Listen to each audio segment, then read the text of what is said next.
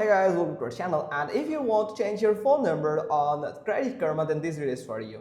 So there are two ways to update your phone number associated with your Intuit Credit Karma account, depending on whether you are able to log in with your Credit Karma account or not. So the new number must be attached to a phone, mobile device or a landline, a valid US phone number, unique and not in use by another Credit Karma member. So if you meet all of these conditions, then you are good to go to change your phone number. Then they didn't support international phone numbers or VoIP, the voice over internet protocol at this time. If you enter an unsupported phone number, you may see this phone type is not supported, please try another number.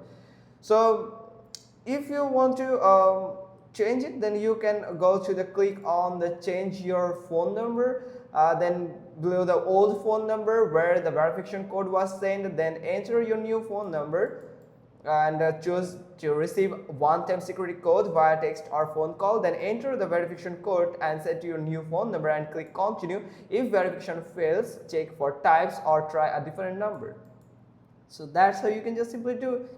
Hope you got this episode, and give us a thumbs up. Don't forget to subscribe our channel, and thanks for watching. Till next time.